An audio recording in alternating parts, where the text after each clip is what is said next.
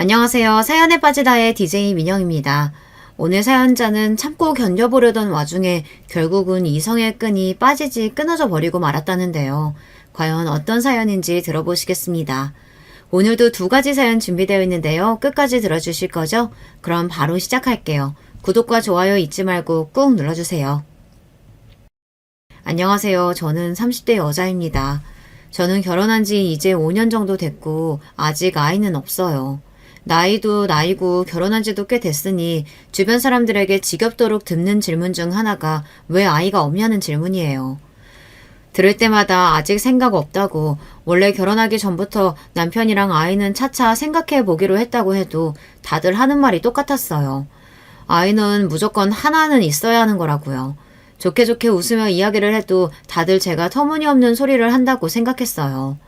심지어 한 번은 쉬는 날 남편이랑 둘이 마트에 장을 보러 갔는데 돈가스 시식하시는 아주머니랑 아주 잠깐 이야기하는데 저희 부부가 아이 없다는 이야기를 들으시고는 갑자기 제 등까지 때리시면서 왜 애를 안 낳냐고 훈수를 뒀다니까요. 기분이 상한 남편이 아주머니에게 왜 알지도 못하면서 그런 말을 함부로 하느냐고 한마디 하고 나서는 아주머니도 당황하셨는지 대충 웃으며 상황을 넘어가려 하셨지만 남편은 끝까지 사과를 받아내야겠다고 했어요. 아는 사이도 아닌데 사람 등까지 때려가면서 할 이야기는 아니죠. 당장 사과하세요. 아유, 젊은 사람이 까칠하네. 그냥 내 딸 같아서 한마디 한 거 가지고 왜 그래? 사람 무안하게. 남편이랑 아줌마가 티격태격 하는 소리에 주변의 사람들까지 웅성웅성하며 모였습니다. 딸은 무슨, 어떤 엄마가 딸한테 그렇게 말을 해요? 암튼 잘 알지도 못하시면서 아무한테나 선 넘지 마세요. 아셨어요? 여보, 별일 아닌 거 가지고 왜 그래? 아주머니 무안하시잖아. 그만해. 그나마 다행인 건 제가 옆에서 말리니 남편도 금방 구겨진 표정을 풀고 카트를 끌고 가버렸다는 겁니다. 마트를 나와서도 남편은 화가 풀리지 않는지 연신 짜증을 냈어요. 우리가 애를 낳든 말든 도대체 무슨 상관이라고 멋대로 훈수를 두고 난리야. 진짜 우리나라 아줌마들이 문제라니까. 그냥 농담하신 거 가지고 뭘 또 그렇게까지 예민하게 굴어. 우리가 그런 소리 한두 번 들어? 물론 저도 저에 대해 잘 모르는 사람들에게 그런 이야기를 들을 때마다 남편 못지않게 기분이 상해요. 하지만 말 그대로 나에 대해 모르는 사람들이 그냥 하는 소린데 굳이 예민하게 받아들일 필요 없다고 생각했습니다. 남편과 저는 어릴 때부터 한 동네에서 자란 동창이에요.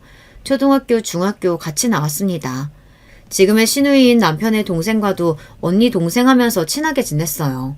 제가 성인이 된 후 오랜만에 시누이 집에 놀러 갔다가 군대를 제대하고 나온 남편을 만나 다시 알고 지내게 됐거든요. 몇 년 가깝게 지내다가 자연스레 연애하고 결혼했습니다. 남편이 원래 학교 다닐 때도 공부만 하고 친구는 별로 없어서 당시에는 제가 썩 좋아하지 않았었는데 어른이 되고 나서 보니 그런 모습이 오히려 멋있게 보이더라고요. 남편이 명문대를 나와 석사까지 마치고 대기업 연구원으로 취직했거든요. 제가 속물근성이 있는지 능력 있는 남편의 모습이 멋있게 보였습니다. 그래서 결혼까지 하게 된 거예요. 저와 남편은 성격이 정반대예요. 저는 무슨 일이 생겨도 크게 동요하지 않고 그러려니 하고 넘기는 성격인데 남편은 굉장히 예민하고 차가운 성격이라 누가 듣기 싫은 소리를 하면 잘 넘어가지를 못해요. 한번 기분이 상하면 상대방에게 사과를 받아야만 항상 상황이 정리됐습니다. 사실 뭐든 대수롭지 않게 넘기고 긍정적인 성격인 저와 달리 항상 철저하고 냉정한 남편의 똑부러지는 모습이 좋아서 결혼한 거예요. 저에게 없는 면이 남편에게 있는 게 어른스럽게 보였거든요. 그런데 나이가 들면 들수록 남편의 그런 점이 저를 힘들게 할 때가 있었어요. 남편은 항상 본인의 생각이 제일 옳다고 생각했습니다. 본인이 납득 안 되는 상황이 생기면 끝까지 걸고 넘어졌어요. 그런 점은 부부싸움을 할 때도 나타났어요. 한 번은 이런 적이 있었습니다. 시어머니께서 제가 한 갈비찜이 먹고 싶다고 하셔서 일이 끝나자마자 고기를 사다 시댁에 갔어요. 시어머니께서 종종 드시고 싶은 게 있으면 저에게 좀 해달라고 연락이 올 때가 있었거든요. 처음엔 저도 일 끝나고 장까지 봐서 시댁에 가기 귀찮았지만 제가 한 음식이 맛있어서 하시는 말씀인데 거절하기 어려웠습니다. 그래서 그날도 기분 좋은 마음으로 시댁에 가서 갈비찜을 해서 퇴근하고 시댁에 온 남편과 함께 저녁을 먹었습니다. 설거지까지 마친 제가 남편이랑 시부모님이 거실에 앉아 이야기를 나누고 계시길래 저는 텔레비전을 봤어요. 마침 뉴스가 하고 있길래 리모컨을 찾았습니다. 저는 평소에 정치에 전혀 관심이 없고 정치 가지고 알가알부하는 사람도 별로 좋아하지 않아요. 그래서 리모컨을 들고 채널을 바꿨습니다. 그런데 갑자기 시어머니가 저에게 버럭하시더라고요. 어머, 나 집중해서 뉴스 보고 있었는데 말도 안 하고 갑자기 채널 돌리면 어떡하니? 죄송해요, 어머님. 제가 정치 뉴스 보는 걸 싫어해서 저도 모르게 채널을 바꿨네요. 다시 틀어놓을게요. 시어머니의 말씀에 저는 황급하게 다시 채널을 바꿨습니다. 너는 애가 어릴 때부터 세상 돌아가는 거엔 영 관심도 없고 맨날 놀러 다니기만 하더니 여전하구나? 사람이 하루에 한 번은 뉴스도 보고 정치인들이 하는 이야기도 들어야 견문이 넓어지는 거야. 아무리 무식해도 명색이 대기업 연구원 남편이랑 사는데 부부끼리 대화가 좀 통하려면 노력을 해야지. 시어머니의 날카로운 말에 저는 순간 말문이 턱하고 막히고 말았습니다. 한두 번 듣는 소리도 아니었지만 매번 들을 때마다 가슴이 따끔거렸어요. 채널 좀 바꾼 거 가지고 뭘 이렇게까지 얘기해요. 은혜 원래 텔레비전은 드라마만 봐요. 복잡하고 어려운 건 딱 질색이라고. 나는 여자들 드라마 보면서 이러쿵저러쿵 떠드는 것만큼 천박해 보이는 거 없더라. 이래서 결혼은 수준 맞는 사람끼리 해야 하는 거라니까. 남편은 나름 제 편을 들겠다고 했지만 저에게 전혀 도움이 되지 않았습니다.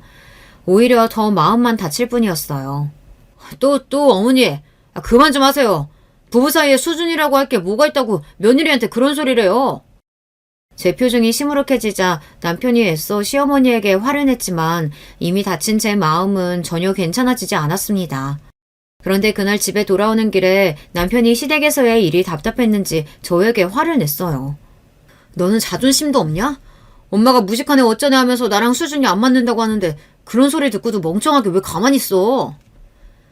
남편 나름대로 속상해서 하는 소리라는 걸 알지만 저도 속상했습니다.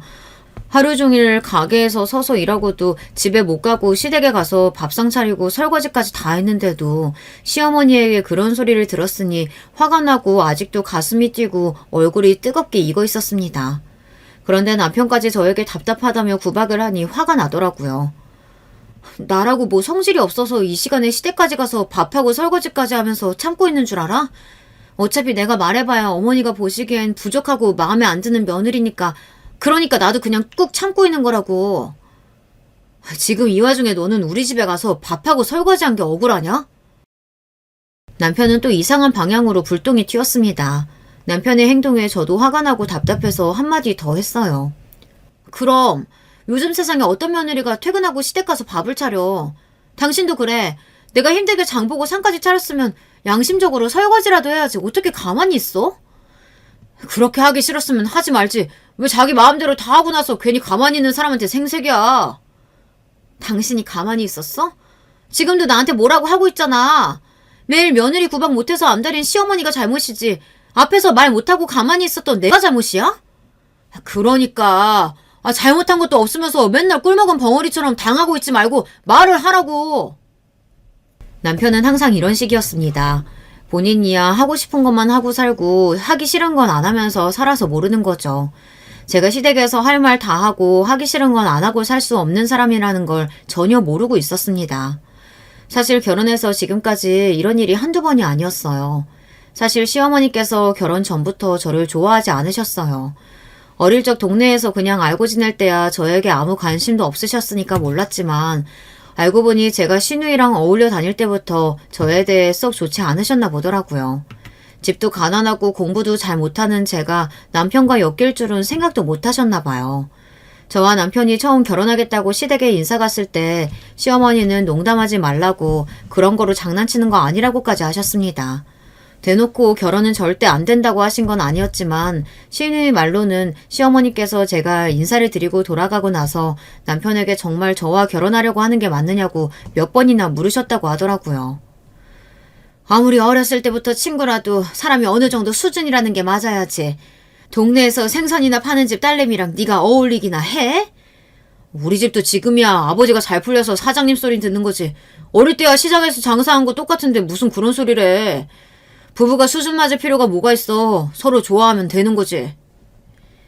실제로 시어머니와 남편이 대운 대화를 시누이에게 듣고 나서 저는 한동안 마음이 쓰여 남편에게 연락을 못할 정도였어요.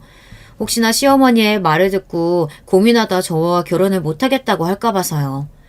어릴 때 시부모님이랑 친정부모님은 같은 시장에서 장사를 하셨어요. 저희 친정부모님은 생선 가게를 하셨고 시부모님은 냉면을 하셨어요. 그런데 시부모님이 냉면집을 하시던 건물 주변으로 재건축이 대대적으로 되면서 시아버지께서 제대로 알박기를 해놓으셨다가 남들보다 돈을 3배 넘게 받아 나오셨어요. 그 돈으로 근처 상가를 샀는데 재건축이 되면서 자연스레 같이 주변 부동산이 배로 뛰어서 갑자기 40억대 건물주가 된 거예요. 그런 거 보면 참 사람 인생이란 모르는 것 같아요. 어릴 때만 해도 같은 시장 골목에서 매일 뛰놀며 부모님끼리도 친하고 했었는데 재건축 이후로 저희 친정은 생선 장사에서 건어물 장사로 바뀌기만 했을 뿐 여전히 시장에서 장사하시고 시부모님은 건물주가 됐으니까요. 아무리 상황이 변했다고 해도 시어머니가 좀 얄미운 게 대놓고 저희 집안을 무시했어요. 제가 이제는 건어물 장사를 하신다고 몇 번을 이야기했는데도 시어머니는 자꾸만 저를 부를 때마다 생선집 딸내미라고 말했습니다. 거기다가 다 지난 일이긴 하지만 아직도 서러운 게 상견례 날 오랜만에 만난 저희 친정 부모님 앞에서 결혼식 날 굳이 뭐하러 사람들을 다 부르냐고 가까운 친지만 모아서 하자고도 하셨습니다. 남들한테 뭐 내세울 만한 결혼이라고 다 불러서 밥까지 먹여. 그냥 우리끼리 모여서 조촐하게 해요. 시어머니와 그냥 하신 이야기인진 몰라도 삽시간에 상견례 분위기는 엉망이 됐습니다. 특히나 전부터 저를 탐탁지 않게 여기시던 시어머니를 얄밉게 생각했던 친정엄마는 참지 못하고 욱하셨죠. 애들 둘이 좋아서 하는 결혼인데 내세우고 말 게 어딨어. 나는 자식이라고 딸 하나라 이 사람 저 사람 다 초대해서 성대하게 할 거야. 준석이 엄마나 조촐하게 불러서 해. 아이고 은혜 어머니도 알잖아요. 이 사람이 우리 준석이 애지중지 키운 거. 갑자기 장가 간다고니까 아쉬워서 그러는 거니 좀 이해 좀 해줘요. 그래 우리가 뭐 남인가? 어릴 때부터 한 동네 살면서 식구처럼 지내다가 이제 진짜 한 식구 되는 건데 서로 이해할 건 이해해야지. 싸늘한 상견례 분위기에 시아버지와 친정아버지가 나서서 분위기를 풀어보려고 했지만 이미 감정이 상할 대로 상한 친정엄마는 마음을 풀려고 하지 않았습니다. 세상에 자식 안기한 사람이 어딨어. 난 아무리 봐도 우리 은혜가 훨씬 더 아깝구만. 아이고 제대로 된 직장도 못 구해서 부모 따라 냄새나는 생선 파는 게 뭐가 잘 큰 거라고. 아깝기는 아깝대. 우리 아들 같은 신랑 잡았으면 땡 잡은 거지. 친정엄마도 엄마였지만 시어머니도 시어머니였죠. 한마디도 그냥 넘어가지 않고 서로 끝까지 꼬투리를 잡았습니다. 우리 가게 건어물 장사로 바꾼 지가 언젠데 아직도 냄새나는 생선이래. 결국은 폭발한 엄마가 자리에서 벌떡 일어나면서까지 소리를 질렀습니다. 그러자 시어머니도 마찬가지로 자리에서 벌떡 일어나 삿대질을 했어요. 건어물이랑 생선이랑 다를 게 뭐래? 냄새나고 구질구질한 건 똑같지. 여보, 사돈 되실 분들한테 뭐 하는 짓이야? 그만해. 그래, 너 나랑 한번 해보자는 거지? 애들 결혼이고 뭐고 오늘 너 죽고 나 죽자. 너 이리 나와. 아무리 그래도 상견례 자리인데 이러다간 정말 큰일 날 것 같아 저와 아버지는 어머니를 따라 일어나 양쪽에서 어머니를 잡았습니다. 그런 와중에 이런 사달을 만든 시어머니는 오히려 더 씩씩거렸습니다. 그때였습니다. 그 난리가 나도 가만히 있던 남편이 자리에서 의자를 뒤로 밀고 일어났습니다. 그러더니 하는 말이 기가 막혔어요. 제 상견례 자리가 이렇게 될 거라고는 상상도 못했는데 두 분 다 정말 너무하시네요. 자식들 앞에서 이런 꼴까지 보이셔야겠어요? 앞으로 결혼식이든 뭐든 저희 둘이 알아서 할 테니까 양가 부모님께서는 저희 결혼에 일절 신경 쓰지 마세요. 남편은 미간을 잔뜩 구긴 채 그대로 식당을 나가버렸습니다. 저는 놀라서 그 뒤를 따라 나갔어요. 그리고 남편의 차에 따라 탔습니다. 그러고는 하는 말이 놀라웠어요. 우리 엄마 저러는 게 어디 한두 번이야? 그냥 그러려니 옮기실 수도 있지. 장모님도 꼭 저렇게 똑같이 구셔야겠어. 저 식당 회사 선배 형네 가게라 어렵게 예약해준 건데 이제 회사에도 우리 집 막장 집구석이라고 소문 다 나게 생겼다. 진짜 쪽팔려. 남편 성격상 나서서 우리 집 편을 들어줄 거라고는 생각 안 했지만 그 와중에 남편은 자기 걱정만 하고 있더군요. 상견례 한 식당이 회사 선배 형네 가게인데 오늘 일이 금방 회사에 소문이 날 거라며 남편은 아직 일어나지도 않은 일을 걱정했어요. 지금 그런 걱정할 때야? 결혼 앞두고 양가 어머님이 저렇게 싸우셨는데? 두 분이 싸우시든지 말든지 우리랑 무슨 상관이야. 그렇다고 결혼 안 할 것도 아닌데. 남편이 저와 많이 다른 사람이라는 거야 진작 알고 있었지만 이 정도로 생각하는 게 다를 줄은 몰랐습니다. 제 마음을 몰라준다고 해서 남편이 원망스럽지는 않았습니다. 남편은 원래 어릴 때부터 본인의 부모님을 별로 좋아하지 않았어요. 돈 조금 더 벌겠다고 알바끼까지 해서 주변에 다 재건축이 들어갔는데 장사도 안 하면서 끝까지 남아 버틴 것도 쪽팔렸고 그 돈으로 건물 좀 샀다고 무슨 부자처럼 구는 것도 싫다고 했었어요. 그렇다 보니 남편은 뭐든지 결정을 할 때 본인이 알아서 결정하고 행동했어요. 부모님께 도움도 일절 받지 않았고요. 남편이 그런 사람이다 보니 아마 남편도 저를 이해하지 못할 거예요. 저야 어릴 때부터 특별히 좋아하는 것도 잘하는 것도 없이 살다가 점수 대충 맞춰 대학 나와 지금은 부모님 가게에서 일하고 있으니까요. 평생 쉬지 않고 열심히 살아온 남편이 보기에는 이런 제가 답답하고 이해도 안 될 텐데 그래도 연애하는 동안 싫은 내색 안 하고 잔소리 한 번 안 하는 거 보면 남편이 저를 많이 좋아하고 있다고 느꼈습니다. 그래서 결혼도 결정한 거고요. 식당 룸 안에서 일어난 일이라 직원들도 못 들었을 거야. 괜한 걱정하지 마. 남편에게 서운한 점이 없는 건 아니지만 남편도 저의 부족한 점을 항상 이해해주니 저는 애써 예민하고 날카로운 남편의 성격을 받아주고 보듬어주려고 노력했어요. 그렇게 저와 남편은 상견례 날 양가 부모님의 불미스러운 일을 제대로 마무리하지 않은 채 결혼식을 올렸습니다. 결혼식을 준비하는 내내 친정엄마의 잔소리와 원망 섞인 소리를 듣느라 저도 죄송스러운 마음이 있기는 했지만 남편 말대로 우리 둘이 좋아서 하는 결혼식이니 우리가 알아서 하면 되는 거라고 여겼습니다. 그런데 살다 보니 이게 또 항상 제 마음 같지는 않더군요. 저도 남편도 서로를 향한 마음이 영원히 변하지 않을 줄 알았는데 둘 다 사람이다 보니 서서히 변해갔습니다. 결혼하기 전 남편과 상의해서 결정한 내용이 있었어요. 먼저 결혼은 해도 아이는 필수라고 생각하지 않는 것. 두 번째, 각자의 수입이나 지출은 알아서 관리하고 절대 간섭하지 않을 것. 마지막, 아무리 부부라고 해도 평일이든 주말이든 모든 걸 함께 공유하려고 하지 않을 것. 대부분 남편이 요구한 상황이긴 했지만 저도 특별히 어려울 것 같지 않아 다 동의했어요. 주변에서는 다들 아이 없이 정말 살 수 있냐, 부부끼리 얼마를 벌고 얼마를 쓰는지 모르고 산다는 게 말이 되냐, 그런 말들이 많았지만 저는 나쁘지 않다고 생각했어요. 결혼 전 제가 남편이 좋았던 이유도 저에게 간섭하지 않고 잔소리하지 않아서 좋았던 거니까요. 그런데 좋은 방향으로 생각했던 이 규칙들이 막상 결혼하고 나니 자꾸만 제 발목을 잡았습니다. 한 번은 이런 적이 있었어요. 제가 부모님과 함께 일하는 시장에 모임이 하나 있는데요.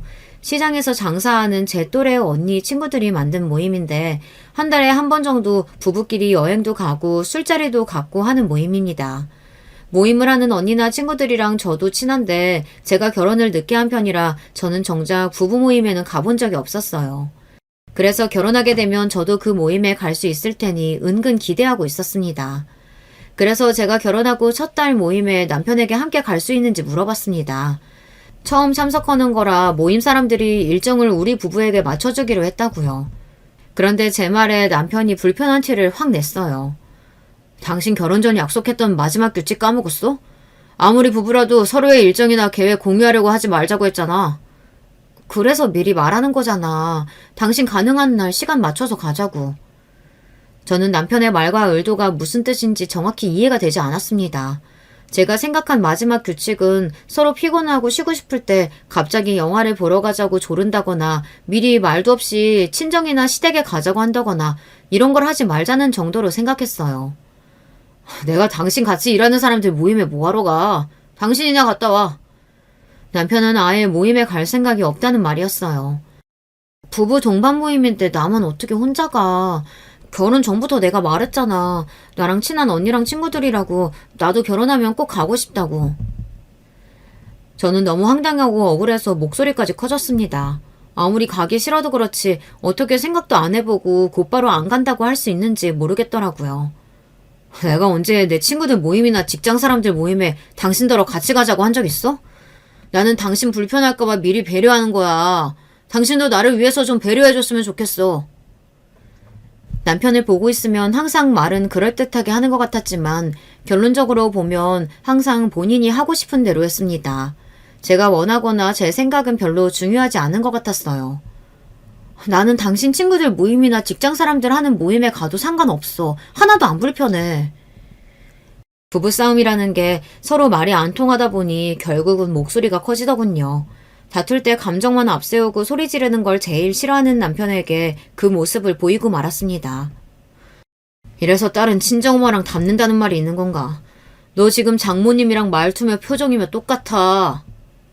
남편은 좋게 말해서 이성적인 거지 가만 보면 사람이 참 싸가지가 없습니다.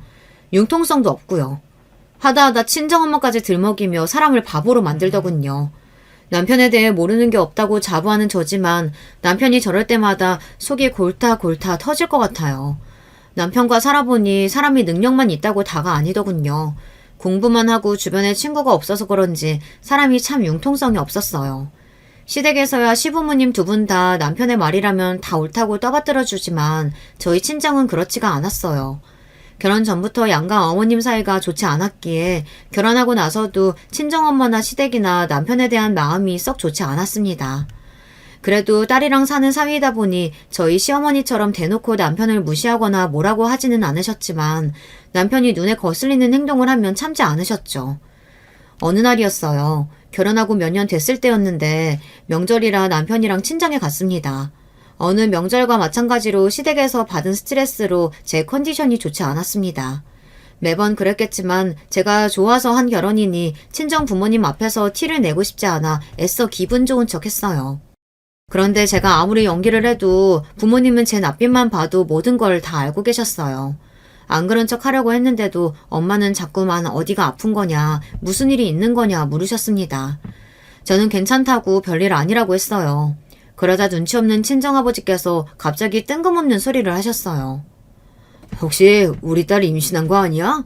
살도 좀 빠지고 눈도 퀭한 게 영 컨디션이 안 좋아 보이는데. 저와 남편이 아이 생각은 없다고 결혼 전부터 미리 말씀을 드려서 시부모님은 저희 앞에서 손주 이야기는 일절 안 하세요. 시부모님도 마음속으로야 당연히 손주를 원하시겠지만 평소 남편 성격을 잘 알다 보니 굳이 입 밖으로 꺼내지 않으시는 거죠. 하지만 친정부모님은 손주에 대해 아직도 포기를 못 하셨어요. 저희가 때가 되면 애를 가질 거라고 기대했죠.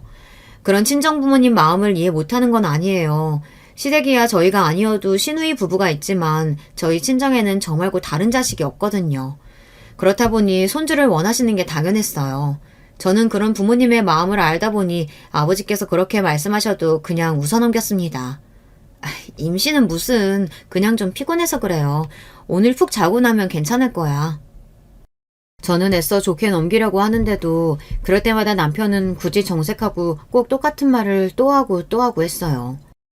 장인어른, 저번에도 말씀드렸다시피 저랑 은혜는 아직 아이 생각이 없어요. 그러니까 행여 농담으로라도 그렇게 말씀 안 하셨으면 좋겠습니다. 사람이 융통성이 없어도 저렇게 없을 수가 있을까요? 그냥 좋게 좋게 넘어가자는 말을 남편은 전혀 모르는 사람이었어요. 그런 남편의 성격을 가만히 봐주지 못하는 건 친정엄마도 마찬가지였습니다. 자네야말로 답답한 소리 좀 그만하게. 우리 은혜가 어릴 때부터 아기든 동물이든 얼마나 좋아했는데 이게 다 자네가 애 생각 없어서 우리 은혜한테 강요하는 거잖아. 엄마 아니야. 우리 둘 다 애는 무조건 안 낳겠다는 게 아니라 지금은 아직 애 낳을 생각이 없다는 거지. 지금은 일이 더 중요할 때니까. 역시나 항상 수습하는 건 저의 몫이었습니다. 친정어머니의 말에도 남편은 불만이 가득한 얼굴로 입을 꾹 다물고 있었어요.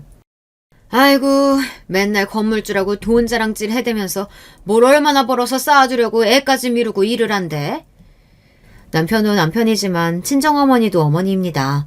안 그래도 시댁에서 이래저래 고생하고 온 딸 마음 편하게 쉬지도 못하게 하셨어요. 그때였습니다. 제가 한마디 더 하려던 찰나 남편이 참지 못하고 또 나섰어요. 장인 장모님 세대나 결혼하면 아이가 의무였지 저희 세대는 전혀 그렇지가 않아요. 세상에 할 일이 얼마나 많은데 저는 자식한테 평생 발목 잡혀가며 살고 싶지 않습니다. 순간 집안에 정적이 흘렀습니다. 웬만해서 모든 말을 다 받아치는 친정어머니마저 말문이 막혔는지 어안이 벙벙하다는 눈빛으로 혀만 끌끌 찼어요. 명절이라고 오랜만에 친정에 간 거였는데 역시나 또 남편 때문에 분위기가 흐려져 대충 저녁만 먹고 집에 왔습니다. 그날도 집에 돌아와 저는 남편이랑 티격태격 했습니다. 남편을 도무지 이해하려고 해봐도 이해가 되지 않아서요. 나도 시댁에 가서 별의 말만 다 들어도 웬만하면 다 참고 오잖아. 내가 백날 이야기한다고 해서 어른들 생각 안 바뀌니까. 근데 당신은 우리 집에 갈 때마다 부모님 하시는 말씀에 꼭 그렇게 토를 달아야 직성이 풀려? 그냥 좀 웃으면서 넘길 수 없어? 진심으로 궁금해서 남편에게 물었습니다. 남편과 살면 살수록 느끼는 건데 남편은 냉정하고 이성적이라기보단 사회성이 좀 부족해 보여요. 아니면 자기 자신 말고 다른 사람의 생각이나 마음 같은 건 전혀 신경 쓰지 않는 것 같았습니다. 시어머니는 제 자존감을 뭉개가며 할 말 못할 말 구분 안 하고 하세요. 그래도 저는 참습니다. 반면에 저희 친정부모님이 하시는 정도는 보통 부모라면 다들 하시는 이야기예요. 그런데도 남편은 본인이 하고 싶은 말을 참으면 죽기라도 하는 병에 걸리기라도 한 사람처럼 할 말이 있으면 참지를 못했어요. 시어머니도 시어머니였지만 남편의 그런 모습에 저는 슬슬 지쳐갔습니다. 그러던 어느 날이었어요. 시댁이든 친정이든 힘든 일이 있더라도 삶은 또 살아야 하니 애써 지난 일은 잊고 열심히 살았습니다. 저는 시장에서 일하다 보니 새벽 5시에 일어나서 출근해요. 남편도 워낙 부지런한 사람이라 제가 일어날 때 같이 일어납니다. 대신 남편은 헬스장에 운동하러 가요. 본인 몸이나 건강을 굉장히 챙기거든요. 운동 가기 전에 제가 만들어준 샐러드와 과일 주스를 가지고 나갑니다. 물론 자기 건강 챙기고 몸 챙기는 거 좋습니다. 그런데도 그것마저도 저를 피곤하게 하니 힘들었어요. 혹시나 제가 장을 못 봐서 샐러드나 주스가 부실하면 그렇게 인상을 쓰고 구박했습니다. 내가 아침상을 거하게 차려달라는 것도 아니고 고작 샐러드랑 과일 몇 개 갈아주는 건데 그것도 귀찮아서 점점 부실해지는 거야? 고작이라니. 나도 출근 준비하면서 매일 야채 사서 씻고 다듬는 게 얼마나 힘든 일인데. 오늘 퇴근하고 오면서 재료 사올 테니까 오늘은 그냥 좀 먹어. 남편이 그런 소리를 할 때마다 저는 서운하다 못해 서럽습니다. 사실 제가 말을 안 해서 그렇지 저도 새벽에 나가서 저녁에 들어오는데도 집안일은 전부 다 제가 해요. 항상 모든 공평하게 철두철미한 사람이 집안 돌아가는 일에는 전혀 관심이 없습니다. 결혼 초기에는 할 줄 몰라서 그런가 보다 싶어 한두 번 제가 가르쳐줬어요. 밥이나 설거지는 몰라도 청소, 빨래하는 정도는 할 수 있겠지 싶어 가르쳤습니다. 그런데 몇 번을 가르쳐줘도 먼저 하려고 하지를 않았어요. 심지어 본인은 손 하나 까딱 안 하면서 잔소리는 또 어지간히 해댑니다. 한 번은 쉬는 날이라 좀 늦게까지 잠을 자고 있는데도 남편은 무슨 급한 일이라도 있는 것처럼 다급하게 깨우더라고요. 저는 피곤해서 잘 떠지지도 않는 눈을 간신히 떴어요. 그러자 남편이 웬 티셔츠를 들고 제 앞에 들이밀더군요. 나 오늘 회사 체육대회라 이 티셔츠 입고 간다고 했잖아. 안 데려놨어? 저는 순간 꿈을 꾸는 줄 알았습니다. 평소에 잘 입지도 않는 면 티셔츠를 들이밀면서 안 달아놨냐고 하는데 기가 막혀서요. 오늘 체육대회라며 누가 셔츠도 아니고 면 티셔츠를 다려서 입어. 저는 살다 처음 들었습니다. 면 티셔츠를 다리미로 다려서 입는다는 소리를요. 암튼 남편은 뭐든지 유난이었어요. 아무리 회사 체육대회라도 회사 사람들이랑 하는 건데 평소처럼 깔끔하게 입고 가야지. 다 구겨진 티셔츠나 입고 가야겠어.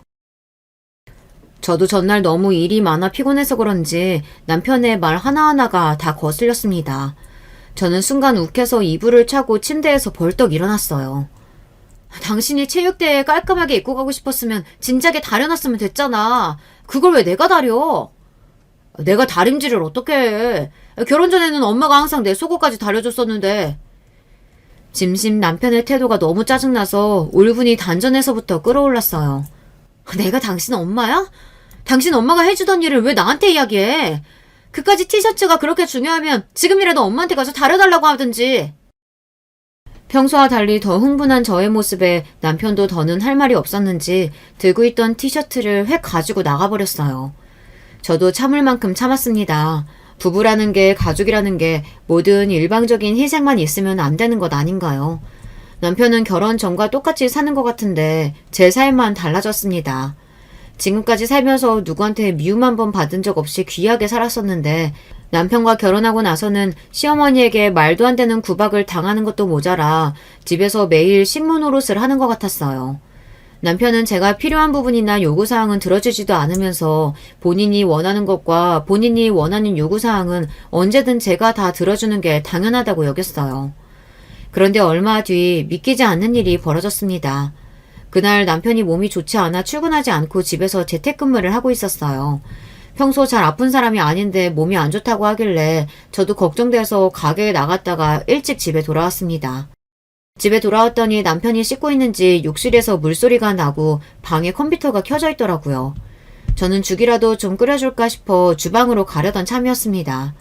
그런데 남편의 컴퓨터 화면에 카톡창이 연신 반짝이더군요. 저는 호기심에 슬쩍 남편 컴퓨터를 확인했습니다. 남편이 대화하던 상대는 유대리라는 직원이었어요. 그런데 대화 내용이 일 이야기는 아닌 것 같더라고요. 자세히 보니 사적인 이야기를 하고 있었어요. 더군다나 그 사적인 이야기가 바로 제 이야기인 것 같더라고요. 우리가 애가 있어 뭐가 있어. 그까지 청소 빨래 정도는 본인이 할 수도 있는 거지. 꼭 불공평하다면서 꾸역꾸역 잘하지도 못하는 나한테 시킨다니까. 내가 이래서 애를 안 낳는다는 거야. 애 낳아봐. 이거 해라 저거 해라. 얼마나 잔소리하겠어. 에이, 부모님 반대까지 무릅쓰고 결혼할 만큼 좋아했다면서 이제 와서 왜 넘살이세요? 그거야, 애가 순진하고 물러쳐져서 내 말이라면 죽는 신용이라도 할래니까 그래서 그런 거지. 근데 마누라도 나이 드는지 점점 드세져. 깡패 장모님이랑 완전 똑같다니까. 에휴, 과장님, 드센 여자 안 좋아하시는데 큰일 났네요. 저는 순간 제 두 눈을 의심했습니다. 이게 정말 남편이 회사 후배와 주고받은 말이 맞나 싶어서요.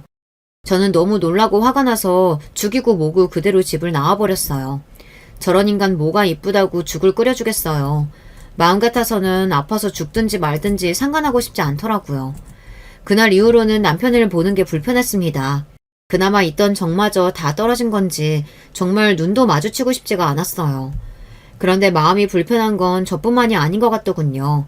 남편도 뭔가 전과 달라졌어요. 워낙 합리적인 걸 중요하게 생각하는 사람이라 원래 야근이나 회식도 잘 안 했어요. 항상 집에 와서 본인이 좋아하는 야구나 보고 책 보기 바쁜 사람이었거든요. 그런데 최근에 자꾸만 회사 일이 바쁘다면서 야근도 많아지고 회사 동료들과 저녁을 먹는 일도 잦아졌습니다. 남편이 밉고 꼴보기 싫어도 이건 다른 문제였어요.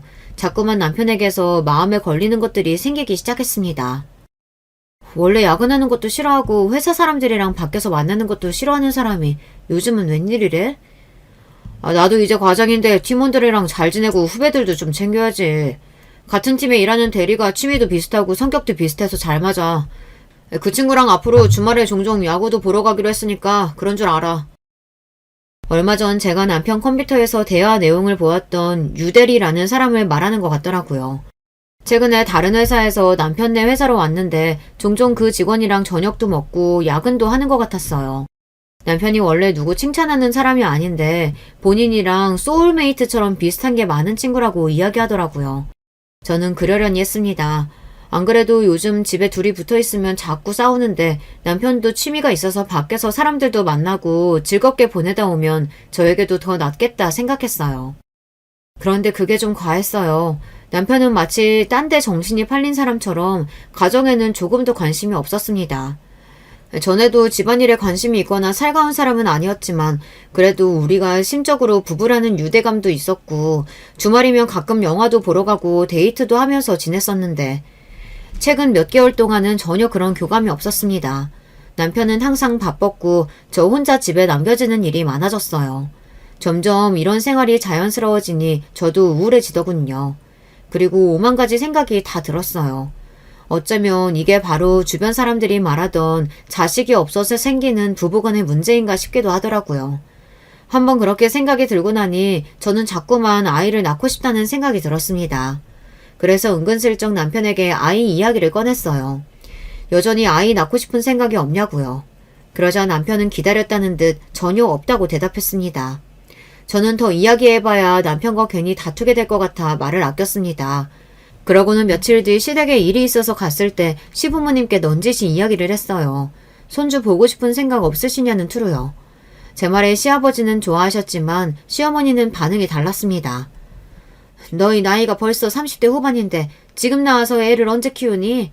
괜히 뒤늦게 고생하지 말고 그냥 각자 즐기면서 살아. 에이, 그래도 애는 하나 있으면 좋지 왜. 세아가 너는 아이 갖고 싶은데 준석이 이 자식이 안 낳겠대? 저는 이제 좀 생각이 나는데 준석 씨는 아직인 것 같아요. 저는 시부모님이라도 좀 제 편이 되어주셨으면 해서 이야기했습니다. 역시나 시아버지는 제 말에 긍정적으로 생각하셨어요. 그런데 시어머니는 제 말이 끝나기 무섭게 미간을 구기셨습니다. 얼씨구, 왜? 혹시 너희 부부 사이에 무슨 일 생겼니? 그래서 뜬금없이 애라도 가지겠다고 그러는 거야? 시어머니는 생각지도 못한 소리를 하셨어요.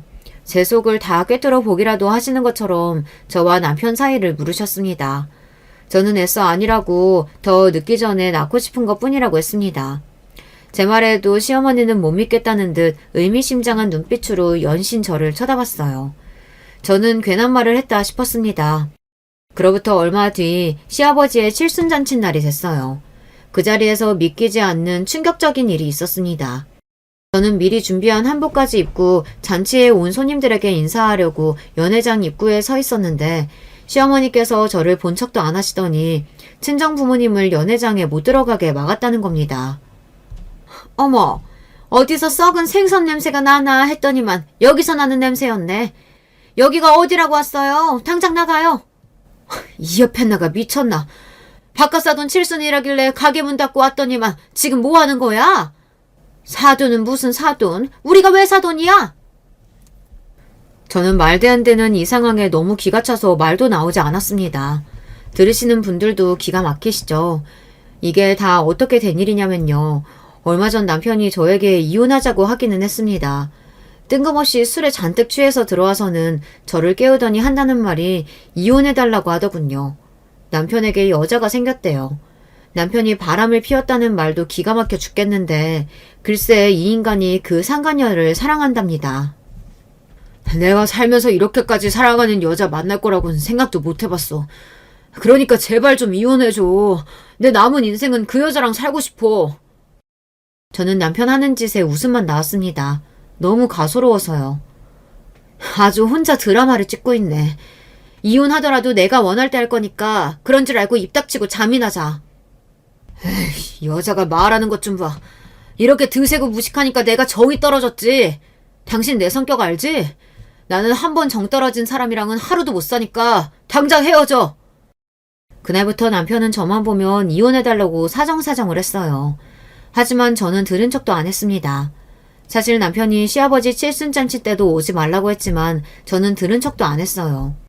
지난 5년간 제가 이 집 며느리이자 남편의 아내로 살았는데 제가 못 올 이유가 없다고 생각했거든요. 그때였습니다. 믿기지 않는 일이 벌어졌어요. 시어머니께서 친정부모님을 문전박대한 것도 모자라 잘 차려입은 웬 여자 손님을 데려다가 입구에 세워놓고 손님들에게 며느리라고 소개하고 있었어요.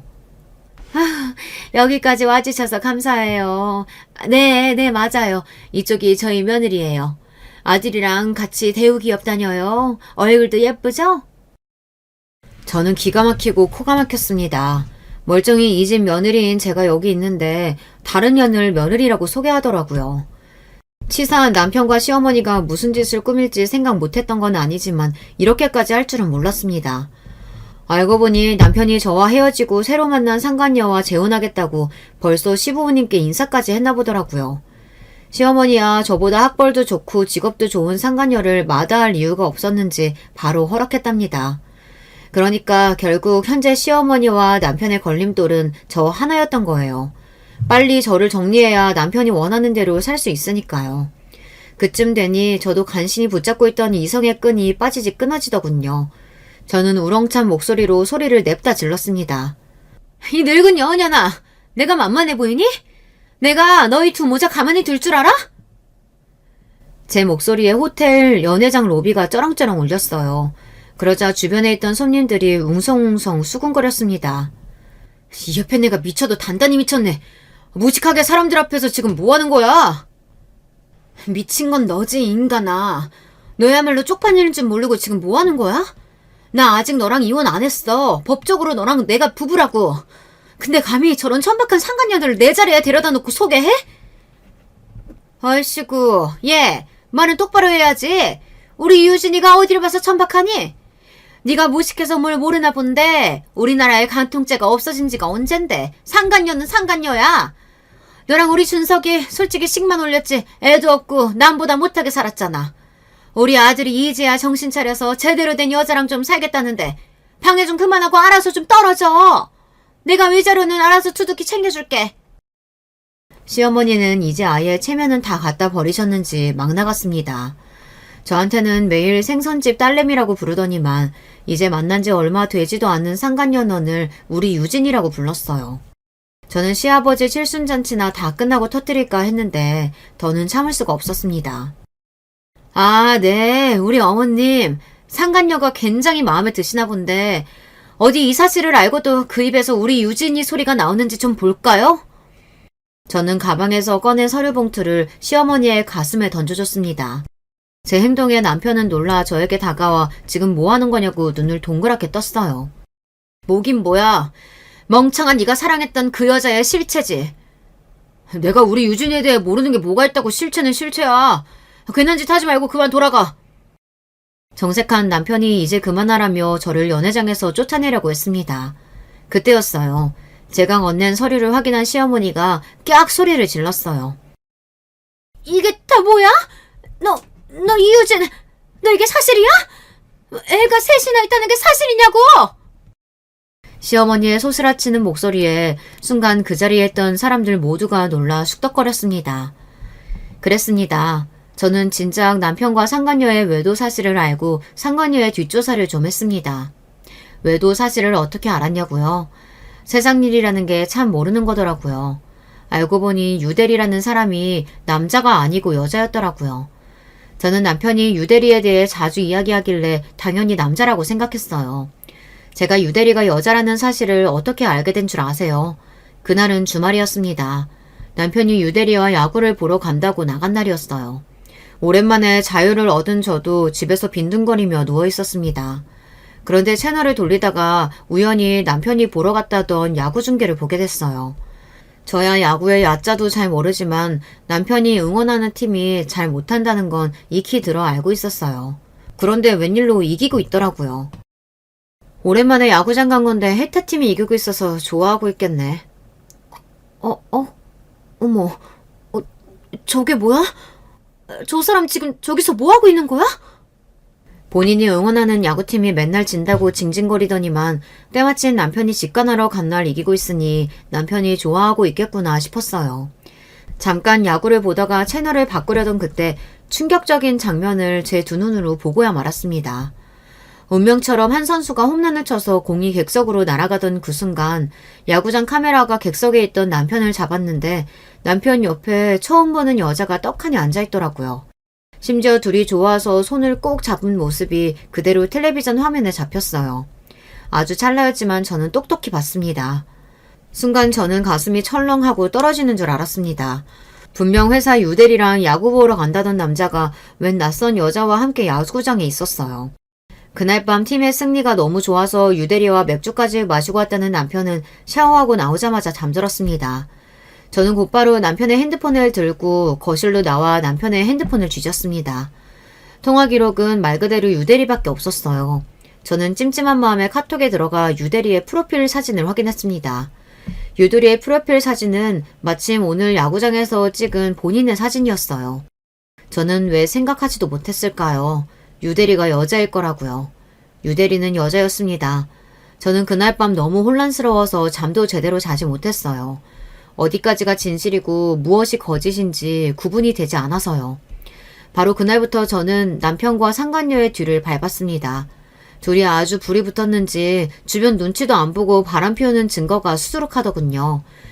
일주일에 두세 번씩 모텔에 가는 사진과 둘이 주고받은 메신저 사진, 그리고 남편의 비밀 SNS 계정까지 다 찾아냈습니다. 남편과 그 상간녀 연애 뒷조사를 하던 중 저는 놀라운 사실을 알게 됐습니다. 제가 운이 좋은 건지 나쁜 건지 인연이 보통 년이 아니더라고요. 남편네 회사에 오기 전 다녔던 회사에서도 스캔들이 생겨서 회사를 그만둔 거였어요. 알고 보니 인연이 상습적인 가정 파괴범이더라고요. 항상 유부남들에게 접근해 이혼하게 하고 남자 재산을 가로챘어요. 더군다나 애가 셋이나 있더라고요. 정식으로 결혼은 한 번도 안 했는데 낳은 애만 셋이에요. 애 셋이 다 생물학적인 아버지가 다르더라고요. 가관도 이런 가관이 없었습니다. 저는 절로 웃음이 나왔어요. 공부만 할 줄 알았지 세상 물정이라고는 모르더니만 남편이 당해도 제대로 당했어요. 저는 상간녀의 진짜 모습을 알고 난 뒤 며칠 동안 너무 속이 시원하고 고소해서 남편을 볼 때마다 안쓰럽다는 생각마저 들었습니다. 그런데 이 멍청한 인간이 술을 먹고 들어와서 저에게 이혼해달라며 사정을 하더라고요. 웃겨 죽는 줄 알았습니다. 제가 못 알아듣는 척 하는데도 자꾸만 사랑하는 여자가 생겼다고 하길래 괘씸해서 이 사실을 언제 알릴까 엿보고 있었어요. 그날이 바로 오늘 시아버지의 칠순날이었죠. 아이고, 이게 무슨 일이야. 이 멍청한 자식, 만나는 여자마자 도대체 왜 다 이 모양이야? 그럴 리가 없어. 유진아, 그치? 이거 다 거짓말이지? 시어머니는 사람들이 다 있는 호텔 로비에 벌러덩 누워버리고 남편은 상간녀 년에 바지가랭이를 잡았습니다. 상간녀는 이 상황에 쪽팔린지 남편을 밀쳐내고 호텔을 빠져나갔어요. 막장이 따로 없었습니다. 그 일 이후 남편과 시어머니는 망신을 제대로 당했습니다. 남편은 회사도 그만뒀어요. 그러든지 말든지 저와는 상관없는 일이었습니다. 저는 남편과 이혼했어요. 당연한 일이었죠. 저나 남편이나 서로의 밑바닥까지 다 봤으니 조금 더 함께 있고 싶지 않았습니다. 자존심 강한 사람이니 이혼 후에 저에게 연락도 하지 않지만 전 신우이에게 듣기로는 남편이 많이 후회하고 있답니다. 인생을 잘못 산 것 같다고 다시 시작할 수만 있다면 저와 다시 시작하고 싶다고 한대요. 저는 그 말을 듣는 순간 온몸에 소름이 돋았어요. 남편이란 인간이 너무 싫어서요. 더는 연민조차 남아있지 않았습니다. 제 5년의 결혼 생활은 그렇게 막을 내렸습니다. 5년이라는 시간이 길다면 길고 짧다면 짧지만 저에게는 너무나 많은 걸 깨닫게 해줬어요. 이제 이혼역이긴 하지만 아직 앞날이 창창한 저에게 응원의 댓글 많이 남겨주세요. 끝까지 저의 이야기 들어주셔서 감사합니다. 여러분의 가정에는 행복한 일들만 항상 가득하시길 바랄게요. 안녕하세요. 저는 35이 된 주부입니다. 저는 의사 남편과 의사 시아버지가 있는 겉으로 보기엔 너무나 부러울 것 없는 결혼 생활을 하고 있었다고 모두들 부러워했던 여자입니다. 그런데 정작 저는 8년간의 결혼 생활이 정말 지옥과 같았습니다. 저의 이 기막힌 이야기 들어보실래요? 저는 어렸을 때 열이 심하게 나서 피부병이 올라와 아토피로 발전을 했었습니다. 그래서 저희 부모님은 저를 정말 살얼음판을 걷는 심정으로 키우셨다고 합니다. 하도 알러지가 심해서 먹어도 되는 음식보다 먹으면 안 되는 것들이 더 많을 정도였는데요. 그 중에 제일 심했던 게 새우 알러지였어요. 그래서 저희 집은 어머니가 새우를 한 번도 밥상에 올리지 않으셨습니다. 김치에도 새우젓을 절대 넣지 않으셨고요. 저한테는 새우 과자조차도 엄격하게 금지되어 있었습니다. 새우를 먹으면 목이 부어올라 호흡이 곤란해지는 건 물론이고 온몸에 두드러기가 나서 미친 듯이 긁게 되는 이런 알러지 심한 체질을 갖고 있었기에 저는 학교 급식을 먹을 때도 엄청나게 조심하게 되었습니다. 선생님과 조리원분들도 저를 알고 있었을 정도였으니 제가 얼마나 불편했었는지 청취자 여러분은 짐작이 가실 거라고 생각됩니다. 그렇게 식생활을 통제하면서 조심조심 살아가던 저에게 뜻하지 않은 사건이 일어났습니다. 대학교 4학년 졸업 전에 졸업여행을 갔던 저는 그곳에서 새우가 들어있는 음식을 먹고 큰일이 날 뻔한 것이었습니다. 저희과 학생들과 다 같이 제주도로 놀러 갔었는데 교수님이 해산물을 너무 좋아하시는 분인 거예요. 그래서 제주도에 아는 단골 맛집이 있다면서 데리고 갔던 곳이 하필이면 해산물 전문 식당이었던 거였습니다. 저는 해산물 중 새우만 조심하면 된다고 생각해서 식당 직원에게 새우가 안 들어간 음식을 달라고 주문했습니다. 과 친구들 중에서도 제 새우 알러지 증상을 잘 알고 있는 친한 몇 명의 친구들이 있어 저에게 새우 조심하라고 하면서 반찬으로 나온 돼지고기나 해산물이 안 들어간 음식들만 제 앞에 놓아주었습니다. 여기, 너는 새우 먹으면 안 되지? 돈가스랑 밥 먹어. 김치도 있고. 김이랑 메추리알 같은 거랑 먹어야겠다. 내일은 교수님께 얘기해서 해산물 전문 식당 가지 말자. 제 베스트 프렌드였던 친구가 저를 배려해서 최대한 해산물을 피해서 저에게 반찬들을 권하며 제 앞에 놓아주었습니다.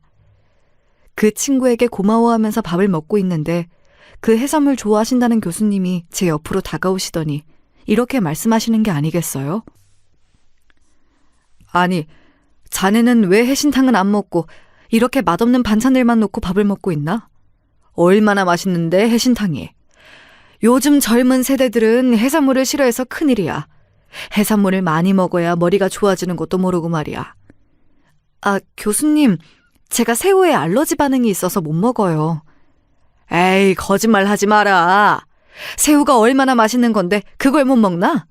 거짓말이지? 껍질 까기 싫으면 내가 깐 걸로 줄게. 한 번만 먹어봐. 얼마나 맛있다고. 다들 껍질 먹기기 귀찮아서 새우 안 먹는 거더라고. 알러지 있다고 핑계대고 말이야. 아, 교수님, 저 진짜 새우 알러지 있어요. 엄청 심각해서 그래요. 죄송하지만 먹으면 안 됩니다. 참, 변명도 가지가지네. 지도 교수가 주는데 안 먹을 거야?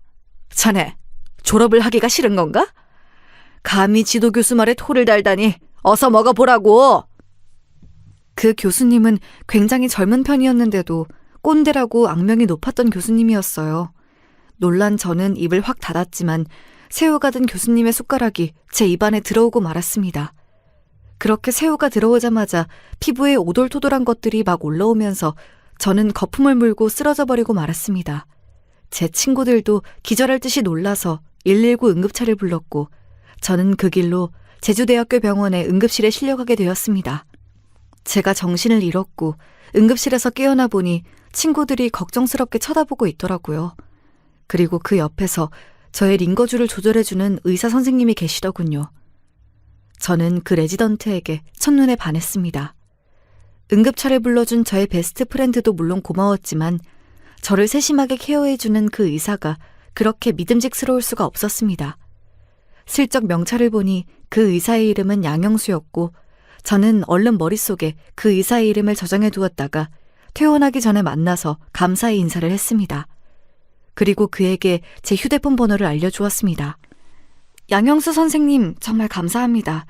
저는 서울에 사는 진이라고 해요. 제 목숨 살려주신 건 너무 감사해서 그런데 제가 한번 밥 살게요. 연락주세요. 아, 제가 할 일을 했을 뿐인데요. 보답은 필요 없습니다. 제가 집이 서울에 있는데 본가 갈 때 한번 연락드릴게요. 건강 조심하시고요. 그렇게 한번 만날 기회를 잡아서 저는 형수 씨를 만났고 한 번, 두 번 만나다 보니 형수 씨도 저에게 관심을 갖게 되어 대학을 졸업하고 나서는 그 사람과 본격적으로 사귀기 시작했습니다. 그 사람이 지금의 남편이고요. 남편은 시아버지가 의사여서 본인도 고민 없이 의대의 길을 선택했고 집안의 장손으로서 해야 할 일을 했다고 생각하는 정말 조선시대 선비 같은 사람이었습니다. 그러나 연애를 하던 시절에는 그런 바르지만 융통성 없는 성격조차도 좋아 보이는 것이었습니다. 제가 눈에 콩깍지가 많이 씌었었나 봅니다. 저는 형수 씨가 다른 여자들을 눈에 담기 전에 저한테 오도록 만들어야겠다고 생각했고 그 사람이 서울로 올라와 서울대학교 병원에서 당직을 설 때마다 도시락을 싸서 당직실로 찾아갔습니다. 형수 씨는 그런 정성을 들인 저에게 홀딱 빠지게 되었고 드디어 저는 형수 씨의 부모님에게 인사를 드릴 기회를 잡게 되었습니다. 형수 씨의 아버님은 저를 마음에 들어 하셨지만 어머니는 저를 그다지 마음에 차지 않는 눈으로 아래 위로 쳐다보시더니 이렇게 말씀하시는 게 아니겠습니까? 우리 형수가 좀 고생할 것 같은데. 아가씨, 새우 알러지 있다면서요? 그럼 형수가 새우도 못 먹고 살 거 아니에요. 우리 아들 해산물 좋아하는데 결혼해서 새우 안 먹고 살 자신이 있니? 형수 너 말이야. 부부가 되려면 입맛 문제도 고려해야지. 그거 무시하면 안 된다. 얼마나 큰 영향을 주는데. 나만 해도 네 아버지가 우엉이랑 연근 싫어하셔서 그런 반찬 집에서 잘 안 해 먹지 않니? 뭐 새우만 안 먹으면 되잖아요. 그리고 집에서만 안 먹으면 됐지 뭐. 나가서 밥 먹을 땐 괜찮잖아. 어차피 집에서 얼마나 그렇게 새우 요리 해먹는다고 그래요. 엄마, 그건 별로 핑계가 될 수 없을 것 같은데요? 아이고, 벌써 네 여자친구라고 편들고 그러니? 벌써부터 아내 될 사람이라고 꽉 잡혀서 살려고 그러냐? 아내 바보라는 것 내가 말만 들어봤지 우리 아들이 그런 사람인 줄은 몰랐네. 정신 차려 아들. 어머니, 새우를 제가 먹는 것만 안 되지 요리해 줄 순 있어요. 그러니 그런 걱정은 안 하셔도 될 것 같아요. 내가 듣기 싫은 소리를 한 건가? 미안해요, 아가씨. 그런데 아직 어머니라고 부르는 건 너무 이른 거 아닌가? 그런 말을 들었을 때 시어머니가 저한테 별로 호의적이지 않다는 걸 처음 느꼈습니다. 하지만 제 눈에는 형수 씨밖에 안 보였기 때문에 저는 형수 씨와 결혼을 밀어붙였습니다. 제 부모님은 다행히 형수 씨를 굉장히 마음에 들어 하셨습니다. 예비 사위의 직업이 의사인 것도 있었지만 바른 생활을 할 것 같은 성격과 믿음직스러운 면이 제 부모님의 마음을 사로잡은 것 같습니다. 저는 끝내 형수 씨와 결혼을 하게 되었고 시댁과 같은 아파트 단지에서 신혼살림을 시작했습니다. 사실 제가 아직 취준생의 입장에서 결혼부터 한 것이기 때문에 시어머니가 저를 더 싫어하셨을 거라고 생각합니다. 아들이 의사면 의사 며느리를 보거나 하다못해 간호사라도 데리고 올 줄 알았다고 시어머니가 나중에 솔직하게 말씀을 하시더라고요. 그 말을 듣고 정말 어처구니가 없었습니다. 저는 결혼을 하고 나서 운 좋게 취직이 되어 작은 회계사 사무실에서 첫 직장 생활을 하게 되었습니다. 남편은 레지던트 생활을 계속해야 해서 서울대학교 병원에서 집보다 더 많이 잠을 잤습니다. 저는 신혼생활의 거의 반절을 집에서 혼자 독서 공방을 했었던 기억이 나네요. 그래도 저는 제가 사랑한 남자와 결혼까지 했었기 때문에 혼자 지내는 것에 큰 불만은 없었습니다. 보고 싶으면 밤중에라도 병원 근처로 가서 남편과 데이트를 즐기고 집으로 돌아오기도 했으니까요. 게다가 세금 신고 기간에는 저도 집에서 잠만 자고 나올 정도로 바빴습니다. 그렇게 별탈 없이 지내다가 어느 날 저는 시어머니가 호출을 하셔서 시댁에 갔습니다. 저는 직장에서 월차를 내서 쉬는 날이었고 그때도 남편은 병원에서 당직을 서고 있었습니다. 어머니, 무슨 일이세요? 저한테 하실 말씀이라도 있으세요? 일부러 집으로 오라고 하시고 중요한 말씀이실까요? 아, 다른 게 아니고 너 데리고 한의원 가서 진맥 한번 받아보려고. 사실 결혼하기 전에 했었어야 하는데 우리 아들은 신체 건강한 거 내가 알지만 너는 새우 알러지 말고는 아는 게 없잖니? 그러니까 뭐 병이라도 있는 건가 알아둬야 할 것 같아서. 그리고 애기도 가져야 하니까 보약도 좀 챙겨 먹이려고 그래. 그러니까 아무 말 말고 따라 나서.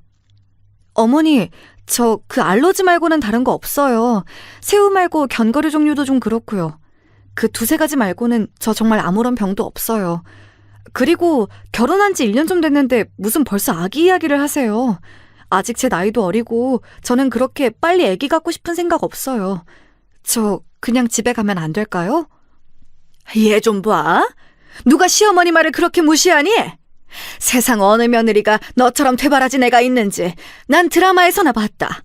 너 같은 앤 처음이야. 시어머니가 아니어도 어른이 말하면 그냥 네 하고 즉각 따라 나설 것이지 무슨 잔말이 그렇게 많아. 어머니는 너무 강경하게 한의원에 같이 가기를 종용하셨고 저는 어쩔 수 없이 그날의 월차를 한의원 가서 진맥하는 데에 다 써버려야 했습니다. 오랜만에 쉬는 날이고 저는 집에서 조용히 하고 싶은 걸 했으면 좋겠다는 생각이었는데 그날 하루를 다 망쳐버리고 말았습니다. 저는 어머니와 헤어지고 나서 집에 와서 혼자 화가 난 채로 술을 마셨습니다. 그러니 더 빨리 취하는 것이었습니다. 도대체 어머니는 무슨 생각하시는 거야? 지금이 조선시대도 아니고 내 생활인데 그것도 마음대로 못하나? 애기도 갖고 싶지도 않은데 무조건 임신을 전제로 노골적인 건강검진이라니. 참, 요즘 세상에 이게 무슨 시집살인 거야. 저는 술에 취한 채로 이렇게 투덜거렸습니다. 그러다 남편에게 이 사실을 말하고 시어머니 좀 말려달라고 부탁하려고 당직 서고 있는 남편에게 카톡을 했습니다. 형수 씨, 나야. 오늘 어머니가 같이 한의원 가자고 하셔서 정말 가기 싫었는데 갔다 왔어. 나 알러지 때문에 아무 약이나 먹으면 안 되는데 약도 잔뜩 지어주셨어. 자기가 어머니한테 다음부터 그러지 마시라고 말 좀 잘해주면 안 될까? 이렇게 카톡을 보내고 한참을 기다려도 남편은 답이 오지 않았습니다. 저는 답장 기다리다 지쳐서 12시가 지나기도 전에 씻지도 않고 잠들어 버렸습니다. 집안은 엉망진창으로 어지른 채로 말이죠. 다음 날 당직을 다 서고 남편은 새벽에 집에 온 것 같았습니다. 그래도 제가 어젯밤에 어지른 거실과 해놓지 않았던 설거지며 과자 조각들은 깨끗하게 치워져 있었습니다. 저는 남편이 웬일인지 의아해하면서도 고마웠습니다. 평소에는 너무 피곤해서 집에 오면 겨우 씻고 잠만 자기 바쁜 사람이거든요. 저는 남편이 좋아하는 밥과 된장찌개를 끓이기 시작했습니다. 음식 냄새를 맡고 일어났던지 남편이 제 등 뒤로 다가오며 말했습니다. 당신 일어났네?